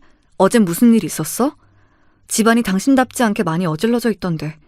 내가 들어오자마자 피곤했는데도 다 치워놨어. 나한테 고맙지? 어제 내가 보낸 카톡엔 왜 답장 안 해? 어제 그거 기다리다 잠들었는데 아직까지도 안 왔더라? 당신 설마 익십한 거야? 제가 남편을 흘겨보면서 말했더니 남편은 의문스러운 표정을 지었습니다. 카톡이라니 무슨 카톡? 나 받은 거 없는데? 정말 안 왔어. 이것 봐. 남편은 자기 휴대폰 카톡을 열어 보여주었습니다. 정말 저는 눈을 의심할 수밖에 없었습니다. 제가 어제 보낸 카톡이 전혀 흔적도 없이 사라져버린 거였습니다. 나 정말 보냈단 말이야. 내 쪽의 카톡에선 남아있단 말이야. 누가 당신 휴대폰을 만졌을 리는 없고 이게 무슨 일이지? 남편은 제가 다른 사람이 휴대폰을 만졌던 거 아니냐는 뉘앙스의 말을 하자 흠칫하더니 곧 말을 더듬으면서 얼버무리려고 하는 것이었습니다. 아니 누가 남의 폰을 만져? 그럴 리가 없잖아. 카톡에 장애가 와서 내 쪽으로는 안 왔나 보지 뭐. 그건 그렇고 어제 카톡으로 하려던 말이 뭔데? 오늘 나 쉬니까 저녁 때 어디 가서 맛있는 거나 먹을까? 은근슬쩍 넘어가려는 남편을 두고 저는 출근을 해야만 했습니다. 그때는 조금 의심을 하긴 했지만 설마 남편이 저에게 거짓말을 하리라고는 꿈에도 생각지 못했기에 저는 그런가 보다 하고 넘어갔었습니다. 그때 더 자세히 캐물었어야 하는 거였는데 그러지를 못했던 게 지금에서야 너무 후회가 됩니다. 조금만 더 일찍 알았더라면 저도 이런 고생까진 하지 않았을 텐데 말이에요. 시어머니는 손자가 그렇게도 보고 싶으셨는지 저한테 1년간 쉬지 않고 한약을 지어주셨습니다. 저는 처음 3개월은 그래도 참고 한약을 먹으려고 노력했습니다. 하지만 너무 쓰고 먹기 힘든 역한 맛은 결국 한약 먹기를 거부하게 만들었습니다. 저는 나중에는 어머니께 한약을 받아서는 몰래 싱크대에 버리고 있었습니다. 아이는 생기지 않았죠. 어머니는 계속 이상하다 하시면서도 쉽게 포기하지 않았습니다. 이상하구나. 이 정도면 애가 생길 법도 한데 이 집 한약이 참 잘 듣는다고 했었는데 왜 너한텐 효과가 없니? 글쎄요. 저도 아기 가지면 좋겠지만 안 생기는걸요. 어머니, 그리고 저 병원 오는 거 좀 거북해요. 한약 냄새 맡는 것도 그렇고 침 맞는 것도 무섭고요. 아휴, 그렇게 참을성이 없어서 어쩌니? 약 먹는 것도 정성이야. 네가 그렇게 건성으로 약 먹기 싫어하니까 신령님이 아기 점지를 안 해주시는 거 아니야? 세상에 마시는 약이 어딨어? 네가 거부해서 몸이 약을 안 받아들이나 보다. 좀 쉬었다가 먹든지 해야지. 아휴, 요즘 젊은 것들은 참을성도 없고 자기밖에 모른다니까. 결국 저는 어머니의 성화를 뿌리치고 그 한약을 끊어버리는 데 성공했습니다. 그리고는 바로 산부인과에 가서 피임기구를 몸 안에 넣는 수술을 했습니다. 시어머니에게는 비밀로 하고 남편에게만 허락을 받았습니다. 남편 역시 그때는 제가 원하면 아기 가져도 늦지 않는다며 제 의견에 찬성을 해주었습니다. 아기는 제가 마음에서 이 결혼에 대해서 확신이 들 때 낳아도 늦지 않겠다고 생각했기 때문이었습니다. 지금 생각해보면 우리 부부 사이에 아기가 없었던 게 오히려 더 나았다는 생각이 들어 저는 그때의 선택도 잘했다고 생각합니다. 만약 남편과의 사이에 애가 있었다면 지금 일어나는 일들도 저는 더 견디기 어려웠을 거고 이 사람과 쉽게 헤어지지도 못했을 것이니까요. 그렇게 5년의 시간이 흘렀습니다. 저는 회계사 사무실 일도 익숙해지고 더 공부를 해서 저도 회계사가 되려고 자격증 공부를 시작했습니다. 남편도 레지던트를 마치고 전문의가 되었고요. 둘만 살다 보니 돈 쓸 일도 없어서 저희는 집을 사고도 저금이 많이 남아 있었습니다. 그래서 1년에 열흘 이상은 꼭 해외여행을 가며 둘이서 살아도 별 불만 없이 알콩달콩 살고 있었습니다. 시어머니의 간섭만 없으면 말이죠. 어머니는 그 후로도 저희 부부에게 손주 재촉을 하면서 그 외에도 한약방을 몇 군데 더 다니고 무슨 용하다는 무당에게도 데리고 가려고 하셨습니다. 하지만 저는 약은 참을 수 있어도 무당집은 절대 같이 못 간다고 어머니께 고집을 부렸습니다. 저는 모태신앙을 가진 교인이었고 친정 부모님도 독실한 기독교 신자셨거든요. 시어머니는 기독교 집안의 사람들도 그 무당에게 점을 보러 잘 다닌다고 하시면서 저를 설득해보려고 많이 회유하셨지만 저는 그 문제만큼은 양보할 수 없었습니다. 아니, 이 집 무당이 정말 용하다니까. 언제 악에 들어서는지도 잘 맞추고. 그러니까 한 번만 가자. 내가 너 잘 되라고 그러지 시어머니 좋으라고 그러니? 어머니, 죄송한데요. 저 그런 데는 못 가요. 제가 기독교 신자여서 그러니 그 부분은 이해 좀 해주세요. 부탁드릴게요. 5년이나 지났으면 지쳐서 포기하실 법도 한데 어머닌 끈질기게도 기회만 되면 무슨 용한 한의원이 있다면서 진맥을 받으러 가자고 저를 억지로 끌고 다니셨습니다. 그때마다 저는 어머니께 한약을 받아 싱크대에 버렸습니다. 전혀 먹고 싶은 마음도 안 들었고 아기를 갖고 싶은 생각도 없었으니까요. 남편은 대학병원에서 의사로 재직하면서 여전히 한 달에 반 정도는 집에 안 들어오는 생활을 했습니다. 저는 시간이 많이 남는데 남편은 전문의가 되었어도 바쁜 것에 변함이 없으니 저희 부부의 예전에 돈독했던 사이에 조금씩 균열이 가기 시작했습니다. 지방에 있는 대학병원에 협진을 간다면서 가기도 하고 학회가 지방에서 몇 날 며칠을 한다면서 집에 들어오지 않는 시간이 많아짐에 따라 저는 남편이 없는 생활에 점차도 익숙해져 갔고 우리는 같은 집만 공유하는 사이처럼 되어갔습니다. 저는 깨닫지 못했지만 남편은 꽤 오래 전부터 바람을 피우고 있었던 것이었습니다. 대학병원 의사가 지방 출장이라니 조금 이상하다는 생각은 가지고 있었지만 저는 그쪽 분야를 잘 모르니까 남편에게 대놓고 물어보지도 못했습니다. 남편의 부재는 처음엔 1박 2일이었다가 이제는 일주일이 되고 심하면 보름씩 집에 안 들어오는 날도 많아졌습니다. 저는 남편이 이렇게 잦은 외박과 출장을 다닐 때마다 부쩍 외로움을 느끼게 되었습니다. 다른 건 다 참을만 했지만 집안에서의 남편의 부재는 저를 지치게 만들었습니다. 그래서 남편이 집에 안 들어올 때마다 저는 신경이 날카로워져서 화난 상태로 전화를 했었던 것입니다. 당신 또 늦어? 오늘은 또 무슨 일 때문에 그래? 미안하지만 먼저 자. 나 오늘 못 들어가. 병원이 비상이야. 수술이 몇 건 더 있어서. 정말 수술 때문에 늦는 거야? 혹시 딴짓하는 거 아니지? 바빠 죽겠는데 당신까지 그럴 거야? 그런 이상한 소리 할 거면 끊을게. 잘 자.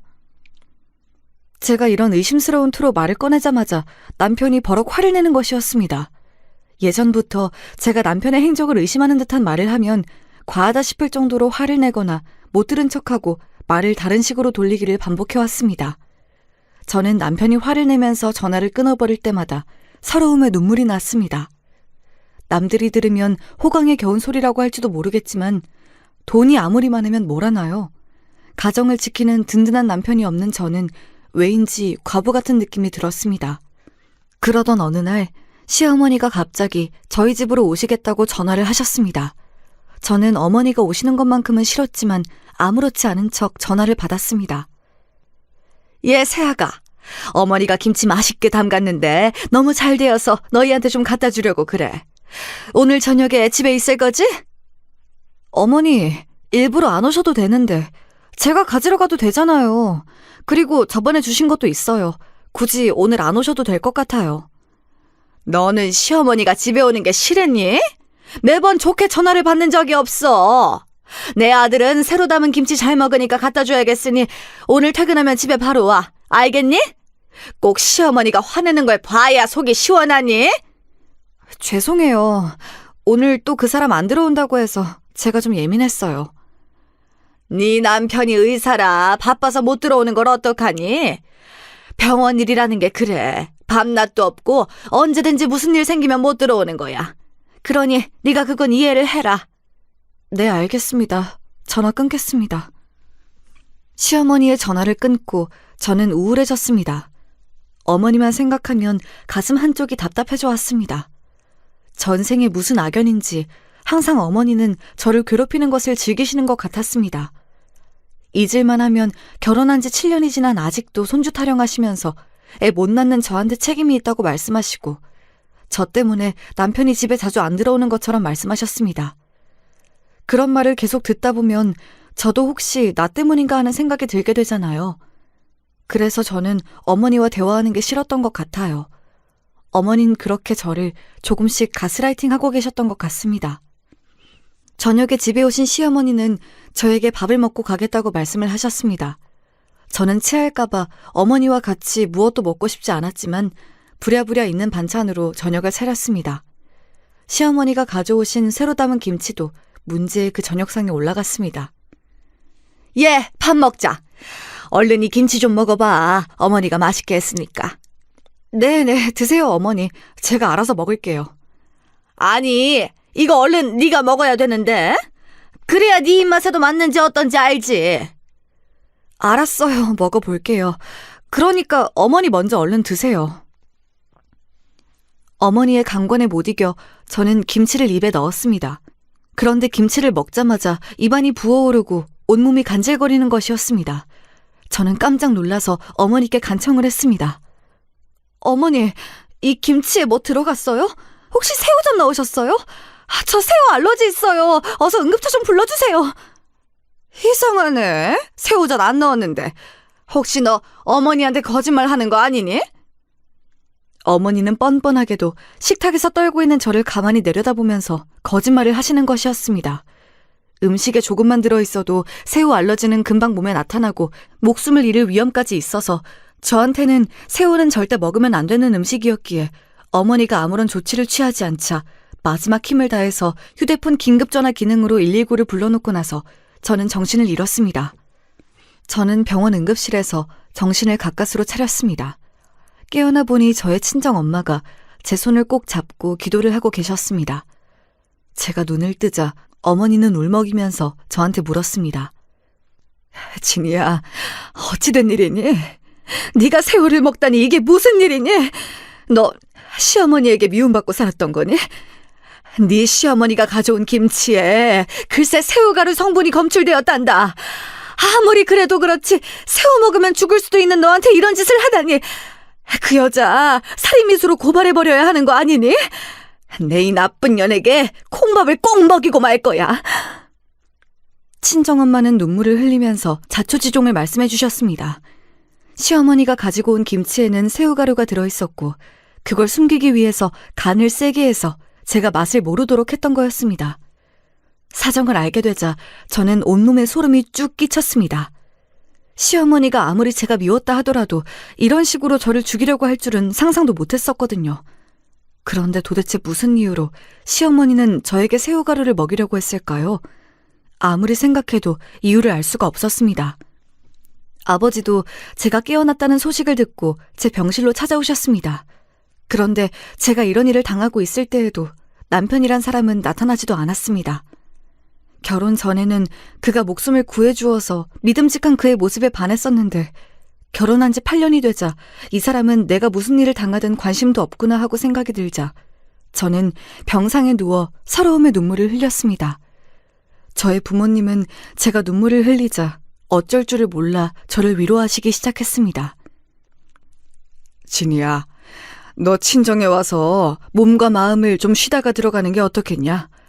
이참에 엄마가 해준 밥도 좀 먹고 이런 일이 있어 음식 조심도 해야 하니 양서방도 네가 친정 갔다고 뭐라고 못할 거 아니냐. 아버지, 그 사람은 제가 집에 있든 없든 상관없을 거예요. 이미 오래전부터 저에게 그 사람은 같이 집을 쓰는 사람일 뿐이니까요. 좋아요. 저도 퇴원하면 친정으로 가고 싶었어요. 그래. 그리고 네 시어머니가 한 짓도 좀 더 캐내야겠다. 그래서 내가 그 여자 꼭 고소하고 말 거니까. 어머니는 엄청 화가 나셨는지 시어머니가 꼭 벌을 받게 할 거라고 몇 번씩 입술을 악물며 말씀하셨습니다. 그리고 그 계획은 갈수록 구체성을 띄어갔습니다. 어머니의 사촌 동생 중에 경찰로 재직하다가 퇴직한 분이 계시다고 하면서 그분에게 부탁하여 제 사건을 수사해달라고 부탁하셨다고 하더라고요. 어머니의 사촌 동생은 경찰 후배에게 부탁하셨고 그분은 시어머니와 남편에게 미행을 붙이셨다고 했습니다. 그런데 제가 친정에 가 있는 동안 시어머니는 병원 근처의 한 아파트에 자주 드나드는 것을 목격했다고 하더라고요. 그 아파트를 조사해보니 남편의 명의로 되어 있었다고 했습니다. 저는 그 말을 듣고 너무나 놀랐습니다. 그 집은 제가 아는 집이었기 때문입니다. 남편이 레지던트였던 시절에 그 집에 몇 번 가본 적이 있었는데 거기는 남편과 같은 과 여자 레지던트가 임시로 빌려서 살고 있던 곳이었습니다. 그 레지던트는 의대 시절부터 남편과 친했다고 하면서 저에게도 스스럼 없이 친구가 되자고 한 여자였습니다. 그때 당시에는 그 여자가 남편과 바람을 피울 거라고는 생각도 못했기 때문에 저는 그 여자와 기꺼이 친구가 되기로 했습니다. 저보다 3살 위인 남편과 같은 나이였기 때문에 저는 그 여자를 언니라고 부르며 신혼 초에는 잘 따르고 남편과 같이 만나 술을 마시고 놀던 사이였습니다. 그러다가 남편과 그 여자가 바빠져서 저와는 자연스럽게 사이가 멀어지게 되었고 두 사람이 나누는 의학 용어들이 가득한 대화에 저는 전혀 끼지 못했었기 때문이기도 했습니다. 점점 그 여자가 불편해지기 시작했습니다.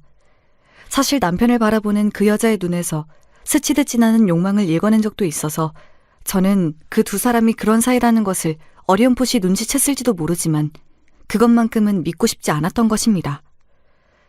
나중에 알게 된 이야기지만 예전에 제가 보냈던 카톡 역시 그 여자가 남편 몰래 남편의 핸드폰을 보고 지워버렸다고 하더라고요. 그렇게 미행을 붙인 경찰들이 가져다 준 결과들은 남편과 이혼 소송을 내기에 충분한 사건이었습니다. 그리고 그 여자에게도 상간녀 위자료 소송을 걸었습니다. 확실히 그 여자와 남편의 불륜 관계가 오래되었고 그 사실을 알게 된 것이 최근이라면 남편의 상간녀에게도 위자료를 받을 수 있다고 이혼 전문 변호사가 말했기 때문이었습니다. 그 사실을 다 알고 난 뒤 저는 남편과 시댁에 완전히 정남이가 떨어졌습니다. 저는 몸이 회복되고 나서 아무도 없는 집에 들어가 화풀이로 닥치는 대로 그릇이며 병들을 깨부쉈고 남편이 나중에 집에 오면 놀라기를 바라며 남편과 저의 행복한 순간이 들어있었던 결혼 사진이 든 액자를 산산이 깨뜨려버렸습니다. 그렇게 집안을 아수라장으로 만든 뒤 저는 짐을 싸서 친정으로 아예 들어와 버렸습니다.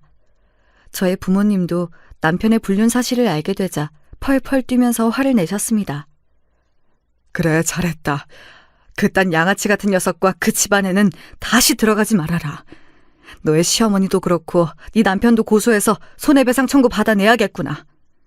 손해배상만 해? 어림도 없지. 내 딸 목숨을 위태롭게 한 여잔데 꼭 형사 고발해서 콩밥 먹게 만들어야지. 그런 짓은 살인미수야. 절대 용서할 수 없어. 그날 저녁 집에 들어온 남편은 온 집안이 엉망진창이 되어 있는 것을 보고 저에게 화가 나서 전화를 걸었습니다. 저는 남편의 전화를 일부러 몇 번 받지 않다가 남편이 카톡을 보낸 것을 보고 전화했습니다. 당신 왜 전화 안 받아? 그리고 집안에 도둑 들었어? 무슨 일이 있었길래 이렇게 엉망진창이 되어 있는 거야?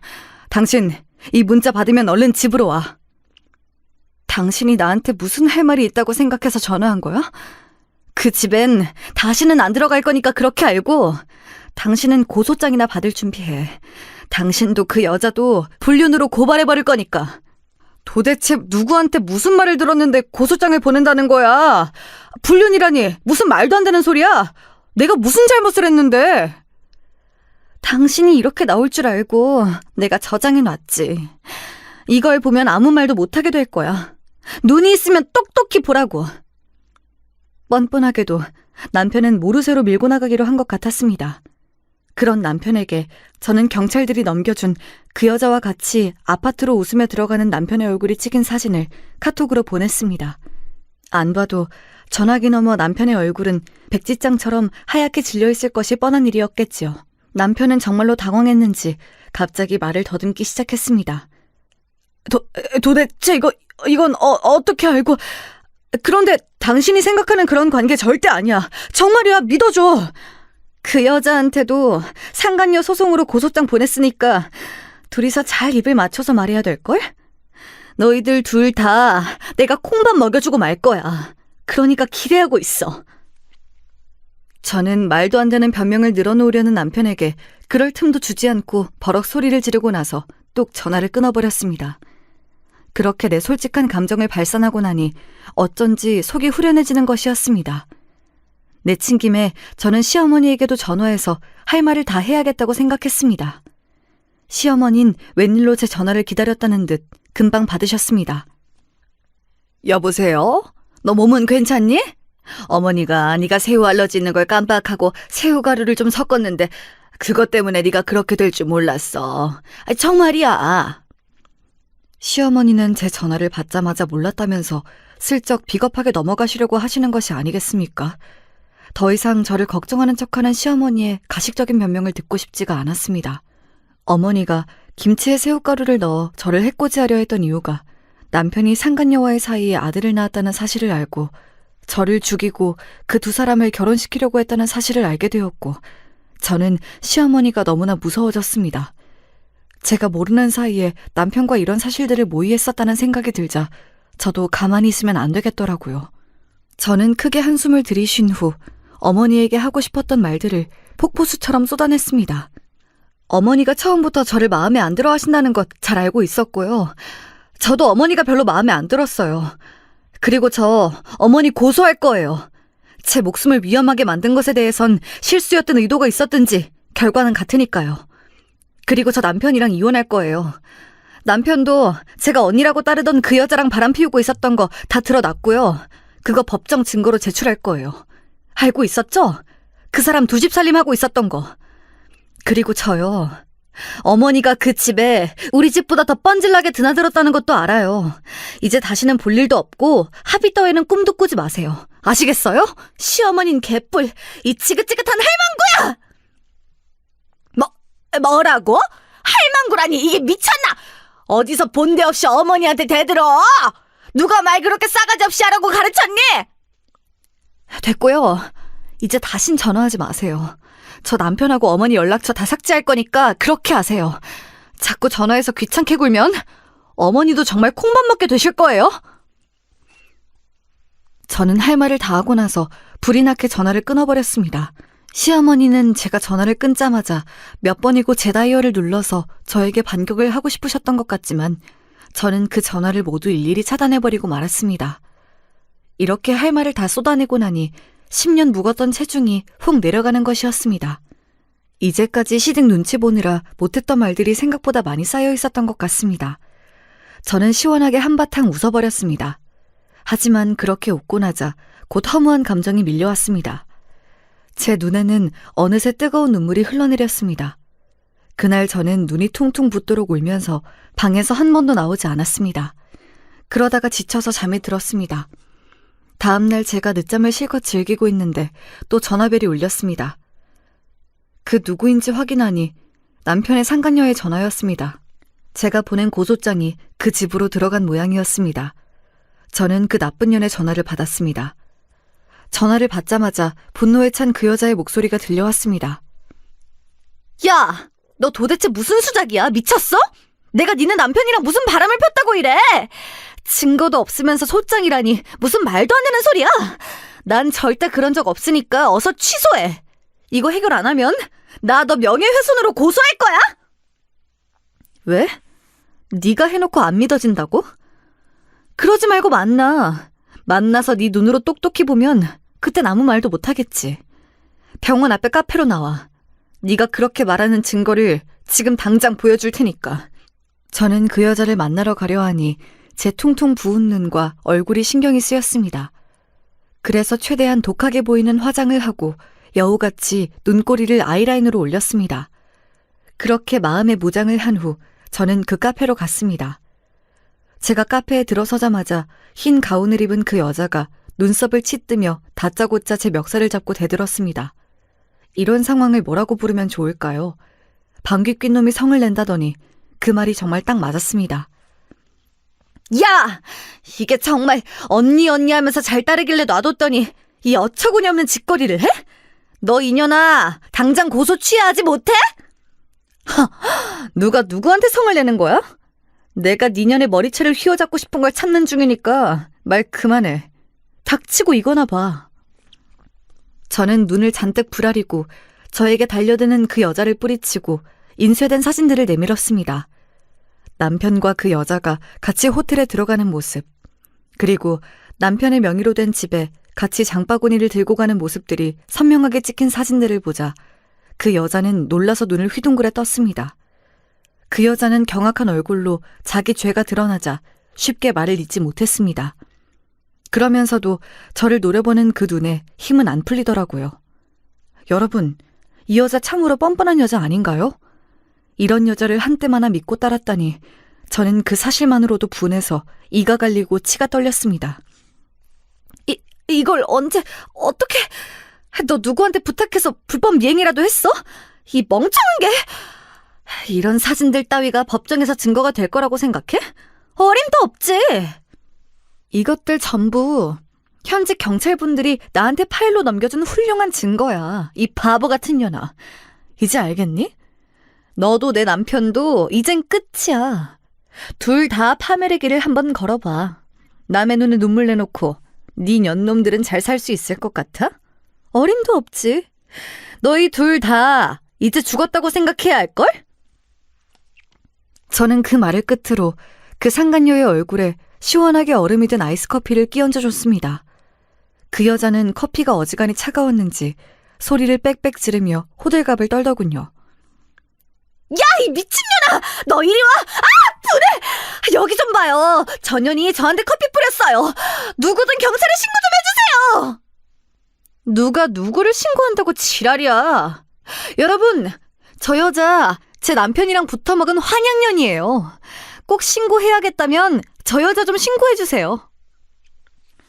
제가 그 여자에게 소리를 치자 카페에 있던 손님들은 일제히 그 여자의 사진을 찍거나 동영상을 찍어 각자 이 소식을 아는 사람들에게 퍼나르기 바빴습니다.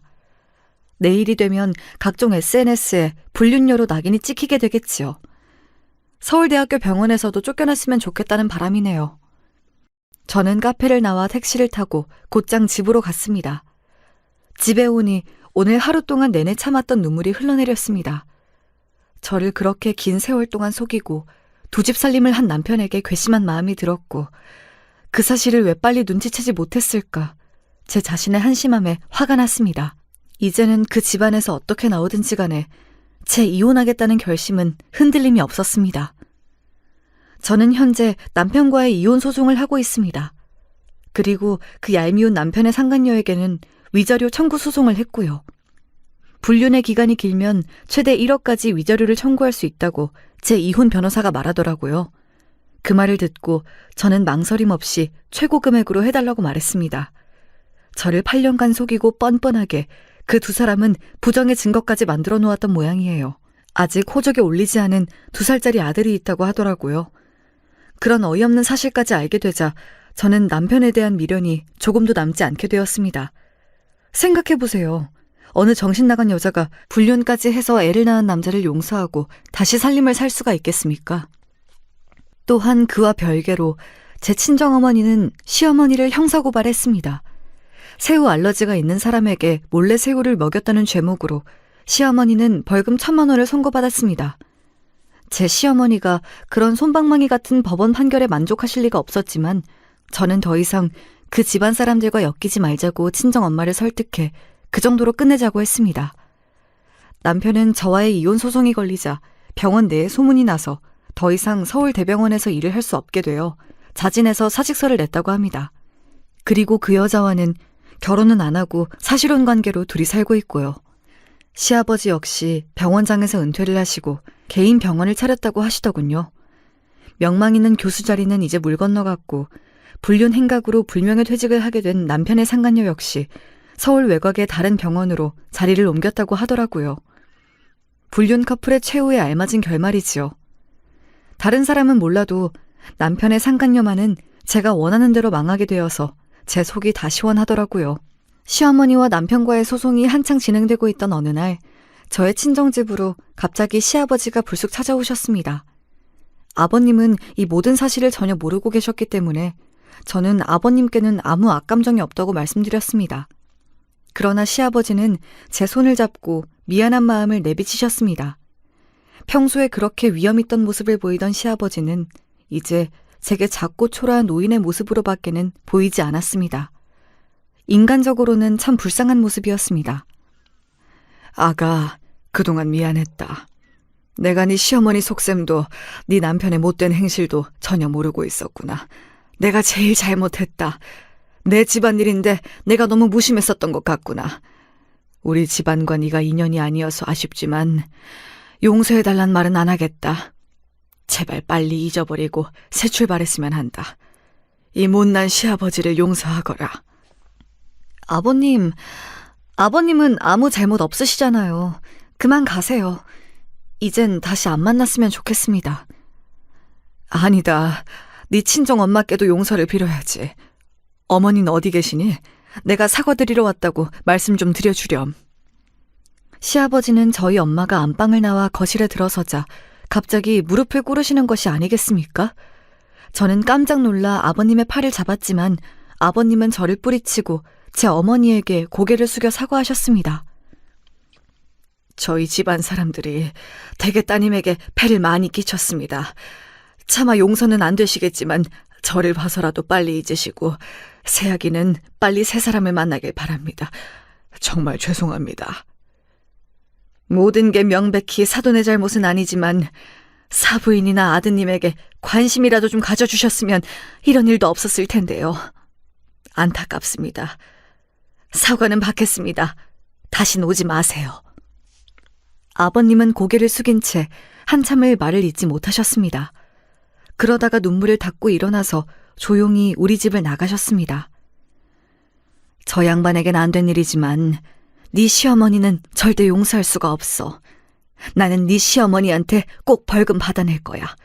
그러니 너도 마음 약하게 먹지 마. 알겠니? 그래요. 저도 시어머니한텐 용서하고 싶은 마음이 안 들어요. 이혼 소송이 다 마무리되고 나면 저는 유럽으로 한 달간 길게 여행을 다녀오려고 합니다. 시댁의 눈치도 안 보고 어머니의 지긋지긋한 손주 타령에서도 벗어난 지금 저는 너무너무 홀가분하고 행복합니다. 남편의 외도가 아니었더라도 저희 부부는 어차피 사랑이 식어 결국 이혼을 하게 될 수순이었던 것 같습니다.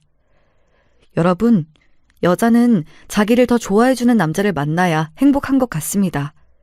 저는 그 사실을 이제야 깨닫게 되었습니다.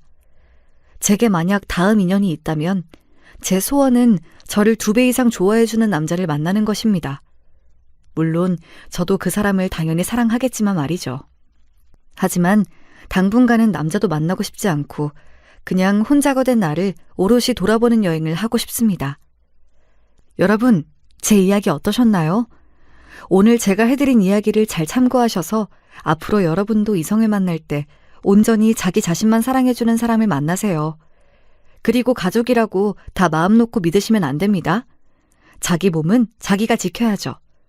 저는 이번 사건을 겪으면서 더욱더 식생활을 조심해야겠다고 생각했고 정기적으로 병원 검진도 받으려고 합니다. 앞으로는 사람을 만날 때도 신중을 기할 것이고 제 알러지 체질도 다 인정해주고 같이 신경 써주는 남자를 만났으면 좋겠습니다. 저의 이야기는 여기까지입니다. 여러분, 항상 건강하시고 행복하시길 바랍니다. 그럼 안녕히 계세요.